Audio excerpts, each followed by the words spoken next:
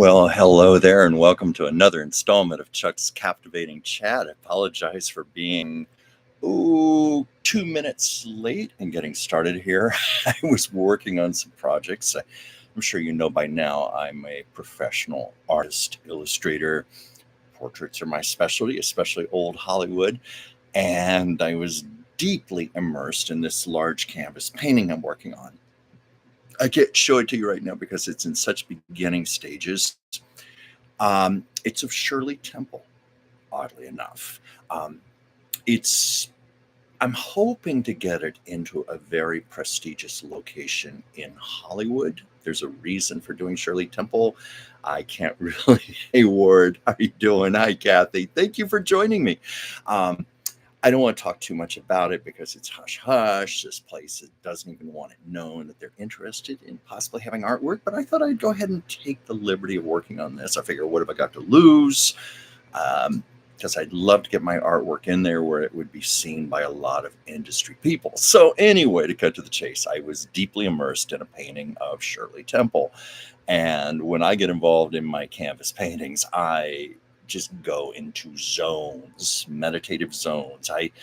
I become a bit obsessed, obsessive compulsive, where it's very hard for me to pull the brakes and stop, especially when I'm middle of working on a very minute little area. I'm getting a certain subtlety of shading just right, and it's flowing and it's happening, and I don't want to stop that.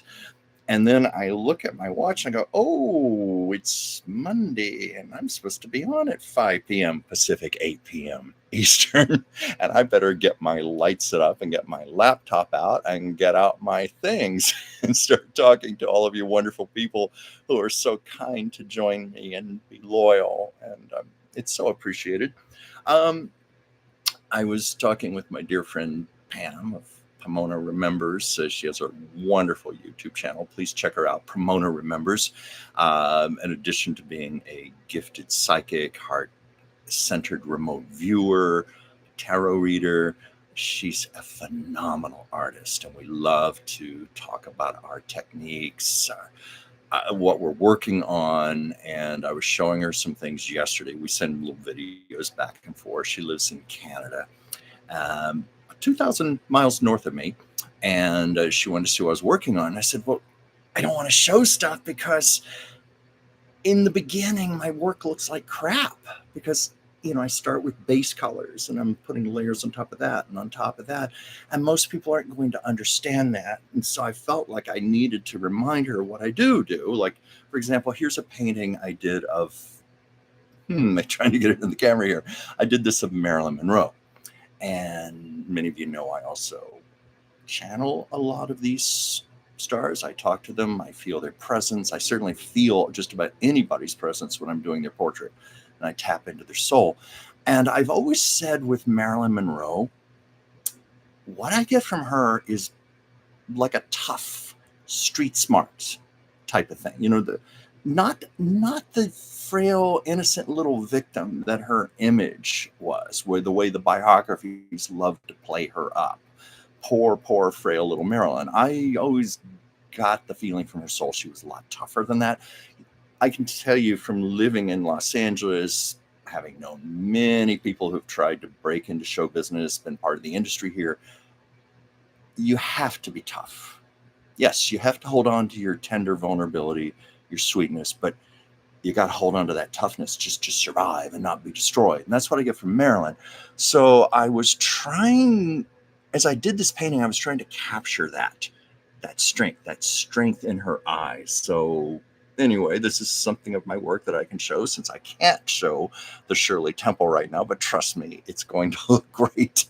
If I may be so immodest to say, but this is my painting of Marilyn Monroe. 7-Year Itch. I love that movie too. Sounds closer to Norma Jean. Ward, you may remember this. There was a movie, HBO movie. I think it was like 25 years ago. It was Ashley Judd and Mira Sorvino. And I could have the title wrong on this, but I think it was called Norma Jean and Marilyn. And it was actually about the two sides of the woman, the part of her who was Norma Jean, and the part of her became the artifice of Marilyn Monroe. I think artifice is the word for it. The bleached hair, the makeup, the whole image that was created for her. But underneath all that was very much Norma Jean, the tough young woman, very shrewd, very smart, who really wanted to succeed. I mentioned my dear friend Evelyn Keyes, who was acquainted with her, from the early days. And she confirmed to me what others have said, that Marilyn had an ambition, unlike most of the other starlets. This was a young woman who really worked. She was constantly in the gym, working on her figure, working on her hair, working on her makeup, working on how she walked, working on her voice, taking serious acting classes. She was constantly working on her craft. She took it very seriously. The man who cuts my hair, yes, believe it or not, I do get my hair cut. He used to do Shelley Winters' hair. And in turn, you may know the story that Shelley Winters and Marilyn Monroe were roommates. And this was on Holloway Street in West Hollywood. And for many years, I used to live on Hacienda Place, just like, roughly 2.5 blocks from where Marilyn and Shelley used to have their apartment. I even walked back and saw where it was once. And anyway, Jimmy, my hairstylist, said that Marilyn told him Shelley told him that she and Marilyn used to take the bus to downtown Los Angeles, and that's where they would take their acting classes together. And they used to both take their craft very seriously. They would practice together, go over lines together, coach each other. And of course, Shelley went on to become a 2-time Academy Award winner. Marilyn, if you watch her movies, she was a damn good actress. Much better than people give her credit. Like, watch her in Don't Bother to Knock. And that was before she was going to the Strasberg School and studying the method. It was already there within her. I love Marilyn. So anyway, that's my painting. And yes, she was as Ward says, she was one of Shelley Winters' besties, and Miss Winters was not a cream puff. Oh yeah, I've read Shelley Winters' autobiography. Actually, she wrote 2 volumes. There were 2 autobiographies, and some of these stories have been repeated. Like the time she and Marilyn were cooking dinner. They were going to have their boyfriends over, and she asked Marilyn to prepare the salad. And she walked in and found Marilyn taking lettuce leaves and scrubbing them with a Brillo pad. So cooking may not have been her talent, but she more than made up in other ways. And, I wasn't going to go into this, and I should, had I known I was going to talk about this, I would have gotten this other painting out that I've done. There have been all these poster images photoshopped of James Dean and Marilyn Monroe, like Jimmy and Marilyn embracing, Marilyn on the back of James Dean's motorcycle as he's going down the road, that type of thing. According to Shelley Winters in her autobiography, she was present at what was allegedly the one and only time that James Dean and Marilyn Monroe ever met. And according to Shelley, it was instant hate. It was loathing at first sight. She said they were like a couple of resentful, jealous siblings who wanted to avoid each other. It was at the Chateau Marmont Hotel, and it was Nicholas Ray, who, of course, directed Rebel Without a Cause. He had a bungalow, and he was throwing a small party. Jimmy, of course, was there, but Shelley and Marilyn came. And Shelley said it was like they just found James Dean and Marilyn Monroe it was like they were repugnant to each other. So I thought that was interesting. So I actually did this painting of Marilyn Monroe and James Dean, where they're kind of both like standoffish with each other. And I thought, well, here's one depiction of them that's going to tell the truth. And I'm often wondered if it was because both of them could be a little bit egocentric, and I think they were both used to being the center of attention in the room. So when you've got two people in the room, both accustomed to being the sole center of attention, that's not going to go over too well. It's going to get competitive. So I think that's what happened. But let's see. I was looking at some comments here. Awards at Chalk and Cheese. Too bad for Mr. Dean and Miss Monroe. Yeah, chalk and cheese. I've never heard that term before, but I guess that would describe it. I guess that's a more original way of saying oil and water. But yeah, I wish I had that painting here with me right now. It's packed away in a box. It's actually something kind of cute. I liked it. Um, it's fun to think they would have gotten along, but according to Shelley, no. But anyway, I was talking about my Shirley Temple painting that I'm working on. And I cannot for the life of me recall if I ever told this on one of the live shows. I know I've made it a video. I've got something like over 700 videos right now. I should have kept better notes so I could remember what I've talked about and what I haven't. But I guess I can always find new ways of telling things. But first of all, I think I've shown this before. It's actually a pair, but I've just got one here. The ruby slipper that I made, and I think I told the story about how I did these a number of years ago. I took the diagram for the original ruby slippers made for Judy Garland. There were, I believe, 6 pairs total made for the movie.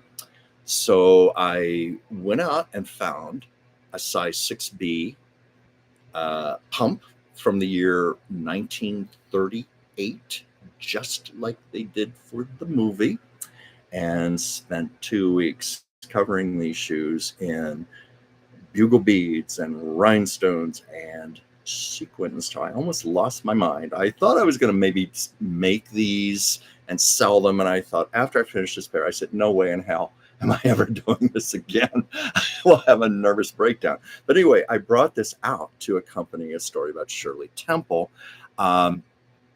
It's been written about many times in books that Shirley Temple was the original choice to play Dorothy in The Wizard of Oz. Hence my tie-in here. Because these stories get bandied around so much and they get told in different ways, it's often hard to tell what's true. But in this case, I have a friend, my good friend Barry, who lives in San Francisco, who was a friend of Shirley Temple's in her latter years. They were quite close. And I asked him about it, and he said, yes. As a matter of fact, we did talk about that. And first of all, Shirley said, yes, it was true. It was true. She was the first one considered for the movie. It is true that she apparently auditioned for MGM on the quiet. She was a major star. She was more than a major star. She was the #1 box office draw still. She was the #1 box office draw from 1934 to 38. And then 1939, she slipped to 5. And then 1940, she was off the radar altogether. The casualty of growing up.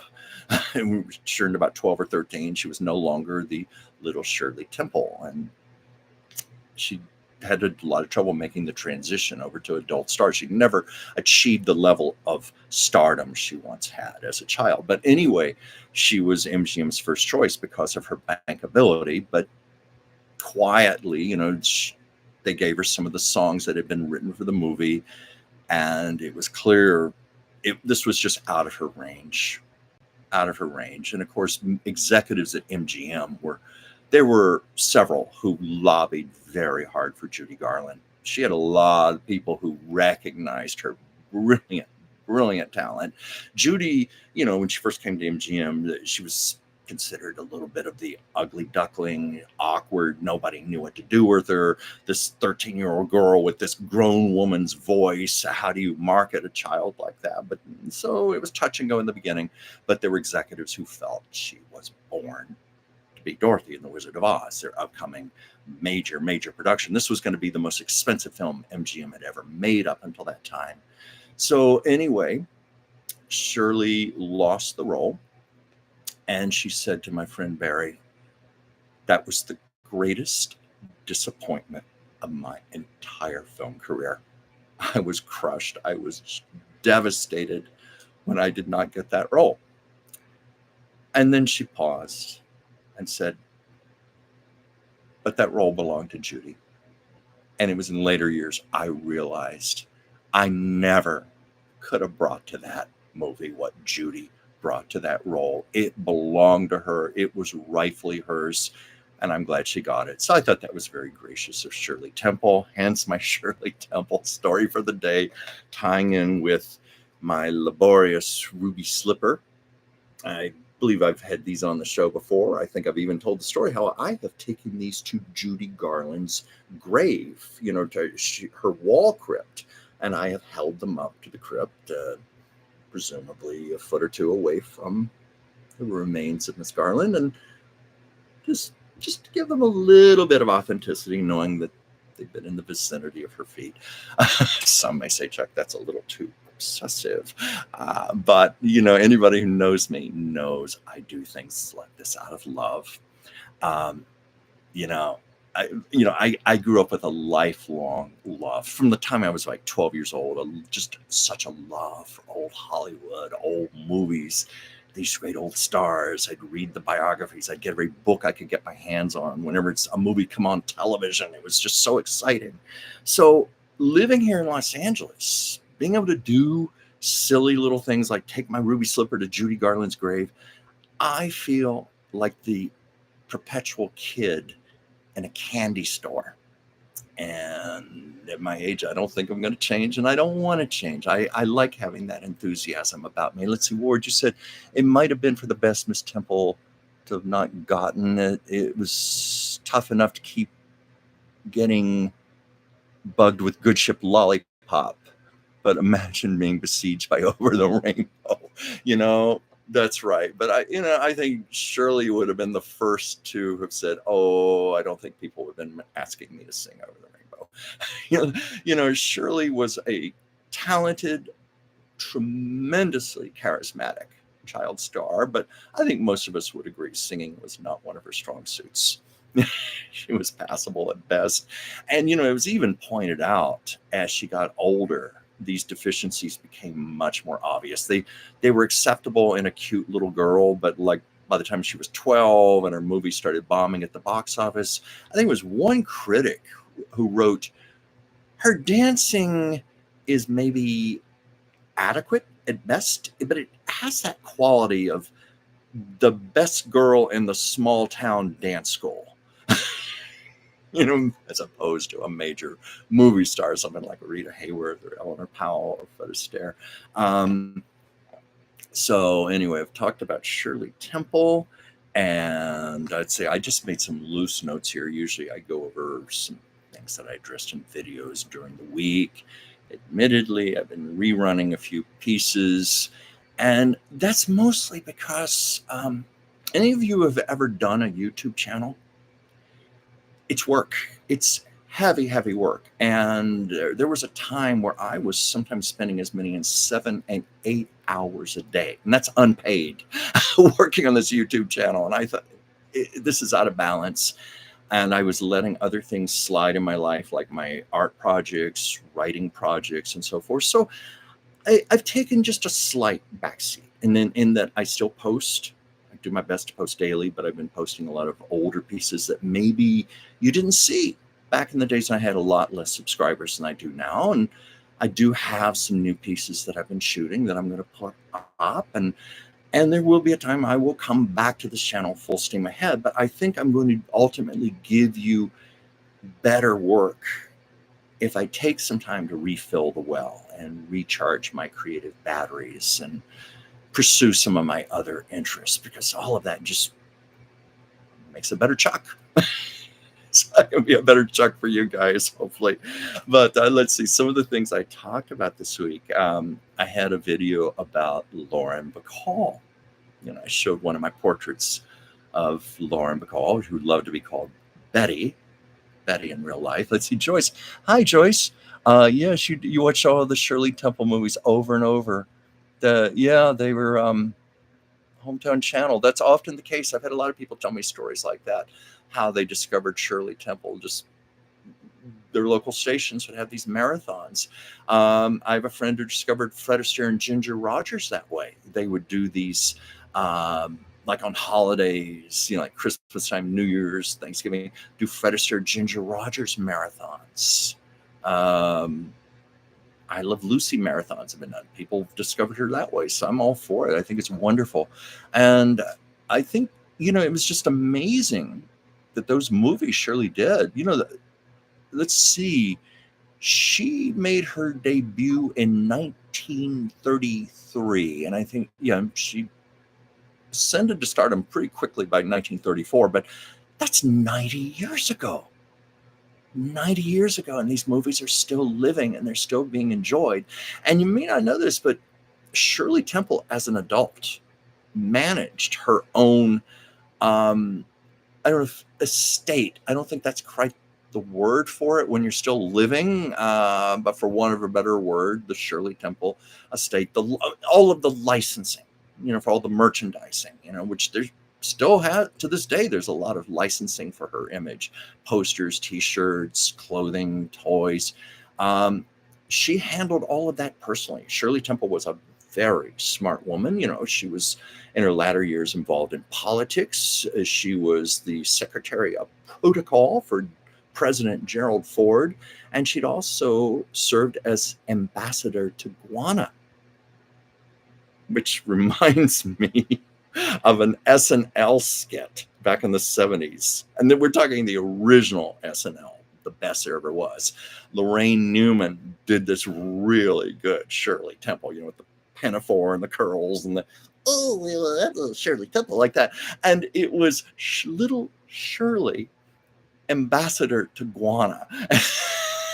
And there was all this civil unrest that was about to unfold. And here was a little Shirley going, "Hey, dear, can't we be friends? Can't we get along?" She gets everybody tap dancing. I should look that up on YouTube. That was really funny. Let's see where she learned the hard way after her dad ripped her off, and all she had was the deed to her childhood dollhouse, her gigantic wardrobe. Now, it's my understanding there was more than just the dollhouse. They did get to keep the house, the mansion. They got to keep that and the furnishings and so forth. And there were a few little investments left over. One of the things, it was called to my attention, there was a large blue diamond worth several $1 million that the family bought as an investment, and Shirley got to keep that. So her father didn't make off with everything like that. And certainly Shirley in her autobiography did not speak ill will of either of her parents. I don't know if it was quite that bad. I'd have to look back on it. I know she spoke glowingly of her mother. Her mother was always there on the set with her. I always loved the story that before Shirley would do a take, her mother would just whisper in her ear, "Sparkle, Shirley, sparkle." So that's sweet. So anyway, where was I now? I didn't mean for the show to be a Shirley Temple show today, but you never know.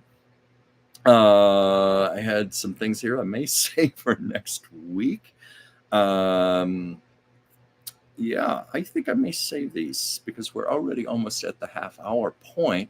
But I always promise a Lucille Ball story. Let's see. I was just looking at any of the comments here. I was telling in one of my videos, I've told this before, I've told it here on the show, about how Lucy had so much trouble with Tallulah Bankhead when they were doing the Lucy Desi comedy hours, which was the format Lucy and Desi adopted in 1957. After 6 seasons of I Love Lucy. I Love Lucy went off the air as the #1 show. And you can imagine CBS was begging and pleading and throwing lots of money at the Arnazes to keep them on the air. But they were burned out, and they were also trying to save their marriage. This time not so successfully, but they thought maybe working less was the answer. It wasn't. The plan was to do an hour-long show once a month. Well, that hour-long show ended up becoming almost as much work as doing the individual half-hour shows. But the second one they did, Betty Davis was going to be the special guest star. And Betty and Lucy, some reason, just had some bad blood between them. It's hard to explain. It goes back to the Minton Anderson School of Drama in New York City in the 1920s. I'm trying to think what year this would have been. It was when Lucy was 15, so that would have been 1926. Lucy persuaded her mother to send her to drama school in New York City. Great dream, to be a big actress, to be on the stage. And Lucy's mother, Dee Dee, agreed. Well, Lucy floundered in drama school. She did not do well. But a lot of great talents. It takes them time to discover themselves and to find out what they're about. And at the age of 15, Lucy apparently, she was probably correct in surmising she was going to be a great star, which she did, and she had great talent, but she just didn't know how to express it, or certainly watching my cat here, my Siamese just shoots across the room like the Tasmanian devil. I don't think the teachers knew what to do with her. They knew how to recognize her talent.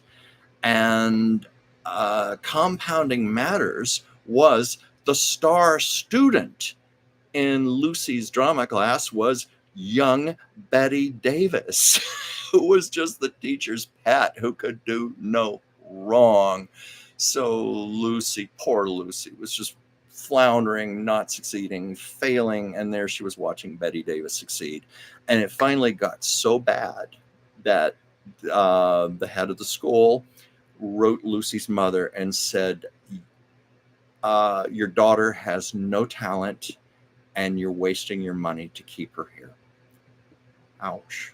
I can imagine how devastating that was. But I also wonder, sometimes we need a spur in our sides. Maybe that did something to Lucy. Maybe it made Lucy say, no, they're wrong. And I'm going to prove them wrong. I'm wondering about that. Knowing Lucy, I kind of suspect that. It might have been actually one of the better things that happened to her. So, I've learned from my own life, setbacks can be great blessings in disguise. Okay. You're right. You're talking about a few years before her signature red-haired Lucille Ball was a struggling actress who supported herself by being a Chesterfield cigarette girl. Now, that's only partially true. I've told this story on here before, but I think it's a great example of serendipity and also fate in action, how circumstances just fall into place if something is meant to be. So it's where the confusion is about her being a Chesterfield cigarette girl. It was actually one time. It was a billboard. But the way that happened, Lucy, as a struggling actress, struggling actress, would pose as a model for artists. And it's been said she even posed nude. I don't think any of those drawings or paintings have ever surfaced, but she did pose as an artist model. And this was back in the days before, models signed releases or contracts. Basically, the art belonged to the artist. He paid Lucy cash or whatever. So she had forgotten all about this piece she had posed for until in 1933, about 2 years later, she saw a big billboard in Times Square, Chesterfield cigarettes, and it was her image. So that's where she was the Chesterfield girl. But no, so she did not support herself with that, but it was one of the luckiest things that ever happened to her. And I've told this story, but I'll tell it again. There was going to be an Eddie Cantor musical in Hollywood that was being cast. And for the chorus girls to be called the Goldwyn Girls, because it was Sam Goldwyn Studios, the Goldwyn Girls, they wanted 12 women who had appeared in magazine ads or billboards, advertisements. That was the appeal. One of the girls, women, I should say, I know that's correct thing to say rather than one of the girls, but her mother would not let her come to Hollywood. That evil town, Hollywood. Heard, no way are you going to Hollywood. So Lucy was on her lunch break. She was a model for the Hattie Carnegie dress salon, and she was walking through Times Square when this agent named Sylvia Hilo called out to her, Lucy, come over here. Come over here. It's urgent. It's important. That's you on the billboard, isn't it? Right. And Lucy goes, yeah, that's me. And she said, look, we're in a bind. We're casting this movie and everybody's leaving for Hollywood in 4 days. And we've got to find a last minute replacement. I want you to take this address. It was like 2 blocks away. Go up this office, tell them you're the Chesterfield girl, and let it go from there. See where it goes. Well, anyway, they didn't even, because it was such an emergency, they didn't even do a screen test on Lucy. And Lucy said that was a good thing because her teeth were crooked and hadn't been fixed yet. And they signed her on the spot. 4 days later, she went out to Hollywood, became a Goldwyn girl, and let's just say the rest is history. 18 years later of gradually going up the ladder, she did this little television show you might have heard of called I Love Lucy. So indirectly, maybe she supported herself from being a Chesterfield girl. Yes, I've heard that story about Betty Davis posing for a statue. In fact, it was in the news, I think, during Betty's lifetime. Yes, I remember now. Betty Davis had given an interview to Playboy magazine. Yes, for those who didn't look at the pictures, actually read the articles. They used to do a really good in-depth interview every month, and they did Betty Davis. And she talked about that, how she had posed nude for a statue.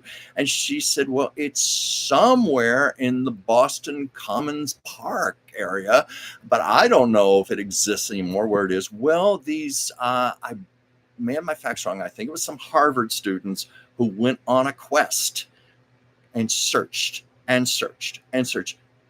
They found the statue. It was just a little tiny statue, maybe about 2 feet tall, but it was Miss Betty Davis Eyes in the buff. And Betty apparently was quite delighted it turned up. And supposedly also Myrna Loy posed nude for a statue. And that statue, for the longest time, I could have my facts wrong, but I think it was on display in the Venice Beach area here of California, and they had a problem with it being vandalized. I think at one point they had to put a chain link fence around it, and they may have just taken the statue down altogether, which was such a shame. But yeah, that's a story about Betty's statue. Lucy's might have had a nude statue. But anyway, boy, we got off topic here, but that's the story about Lucy and the Chesterfield girl. But I was going to get back to what was I going to get back to? The hour-long episode, Tallulah Bankhead. You can watch the video. I've told the story several times about how Tallulah would show up inebriated every day for rehearsal and not know her lines and cause other actors to blow their lines. And Lucy was such a tight stickler, such a perfectionist about rehearsal. And this did not go over with her. She just thought Tallulah Bankhead was so unprofessional. Oh, yes. I better backtrack here because I mentioned Betty Davis. Betty Davis was to have been the original guest star. She had just moved into a new home, opened a door thinking it was a closet, did not know that it went down a flight of stairs to the basement. She fell down a flight of stairs, broke her collarbone, broke her arm, and was in no state to do the Lucy Desi Comedy Hour. And I was talking about the bad blood because even years later, when Lucille Ball was going to do the movie version of Mame, Betty Davis very much wanted to play the role of Vera Charles. And that's the role that B. Arthur ended up playing in the movie. But Betty Davis wanted that role so much, she was willing to pay for her own screen test. And Lucille Ball turned her down. Turned her down. Just wanted nothing to do with her in the movie. Did not want her in the role. And Betty kind of referred to it in the interview in Playboy. Said, "Well, I guess Miss Ball just has animosity toward me. Who knows?" So I don't know if it went back to the Lucy Desi Comedy Hour debacle. Oh, hey Pam, thank you for joining me. Thank you. It's so sweet of you to be here. So anyway, Tallulah Bankhead was the replacement, and Lucy quickly regretted that this happened. Yes, Angela Lansbury was not happy about that. Mame either.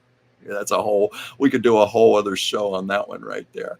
But anyway, Tallulah Bankhead was just a nightmare to work with that week. And Lucy was privately going, "Can we get Gloria Swanson on the phone? Can we get Gloria Swanson to come down here and take over?" Anyway, the night of the filming, Tallulah Bankhead was letter perfect.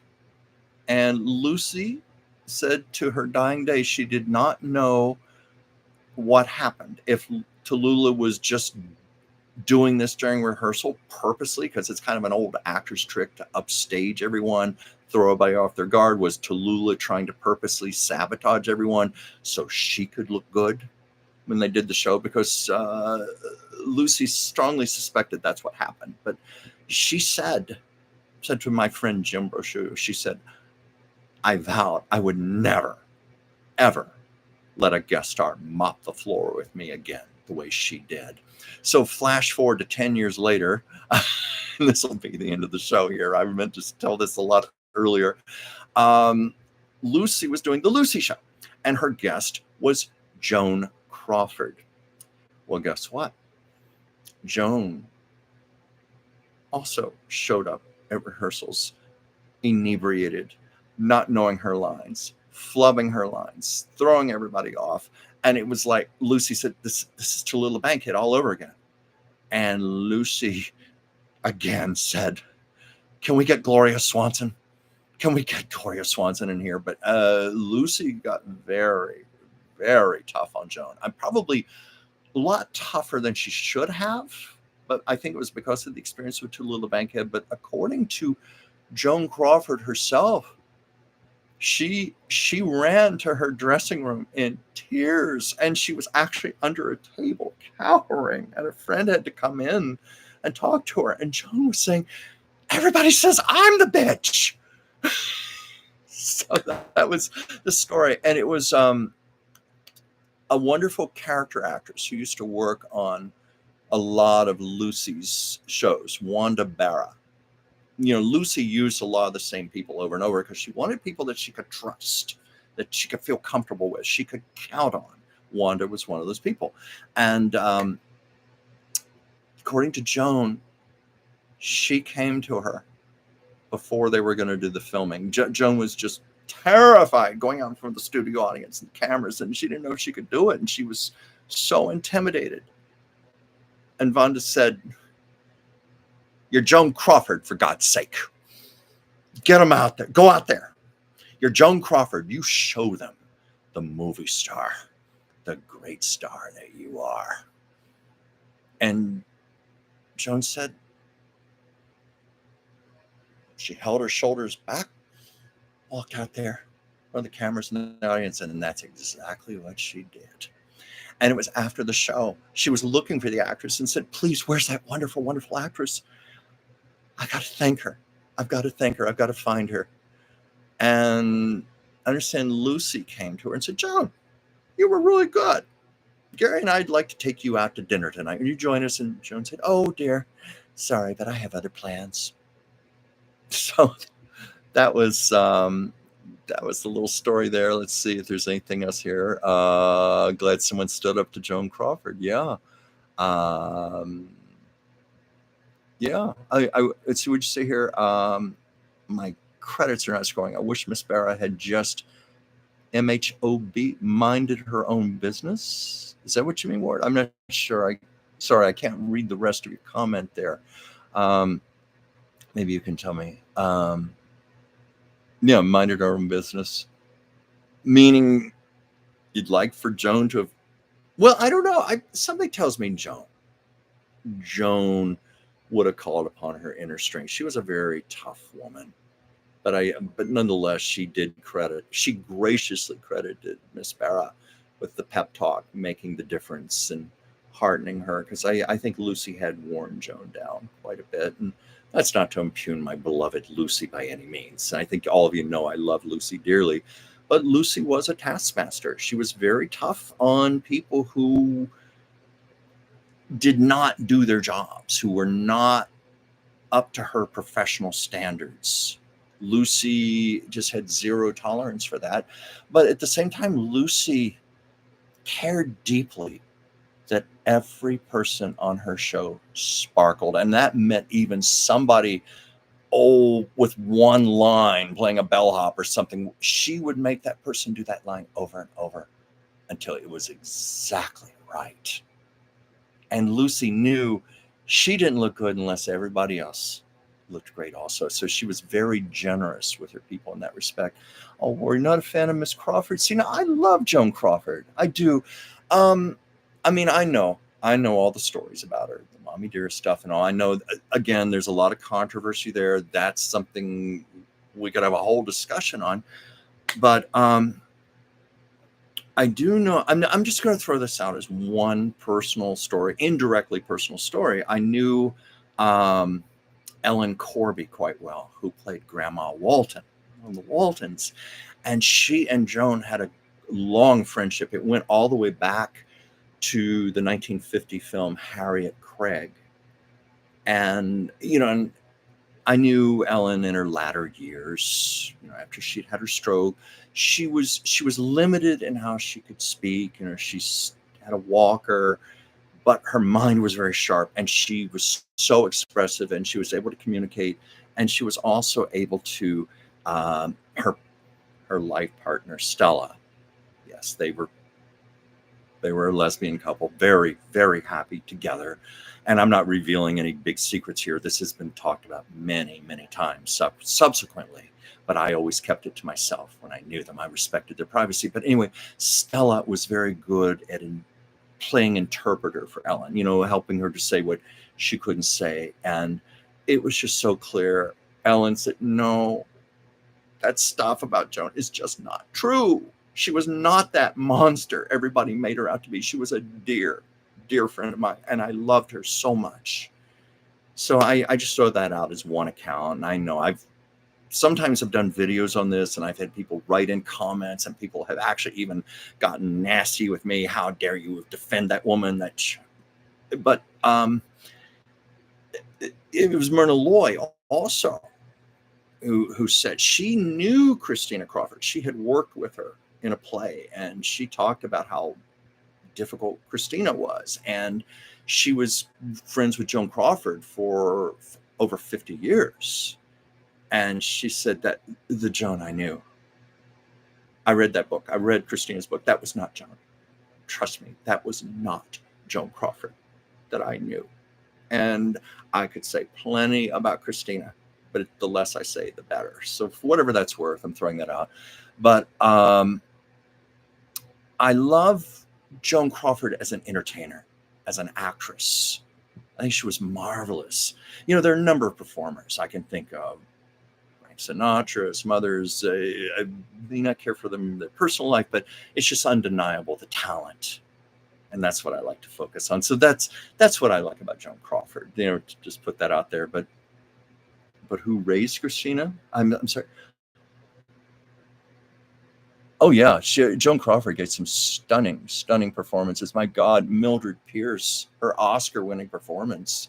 I saw that on the big screen here in Glendale, California, at the Alex Theater a number of years ago. Packed audience, singing on the big movie screen, and that's where you really appreciate how good a performance is. She was fabulous. And I never agreed with what Betty Davis said. Betty Davis always saying, well, I was the actress and Joan Crawford was the glamour girl. No, I disagree. Crawford held her own. You watch Whatever Happened to Baby Jane. Yes, Betty Davis had the big, showy part. But what Crawford did was much more subtle.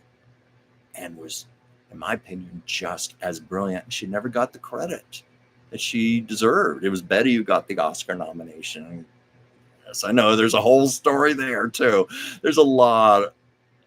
As you could have seen me in these last 40 minutes, it's very easy for me to start telling a story and go off on a tangent on this other story and this other story. So I think I better stop while I'm ahead right now and save some of this material for next week, maybe some other videos. But did anybody else have a comment or a question before I log off? Let's see. I see a number of my friends here. I'm always so glad to have you with me. Well, I'm not seeing any more comments or questions, and I have now been on, my gosh, 48 minutes. Time flies when you're having fun. I always do these shows. I have maybe a notebook, few little ideas, but I never know what I'm going to talk about. And I find this is the way I like to work, because all this stuff is up in my head, and I like to just sometimes throw the darts and see where they're going to land. So I thank you very much for indulging me in my passion, and I thank you for your lovely comments, your questions. I just love all the support, and I love getting on here Monday and being with you. Like, this is, granted, it's a one-sided Zoom call, but it's what it's like, just being a Zoom call with my friends. So I'm going to say goodbye for now. Love you, and have a great week.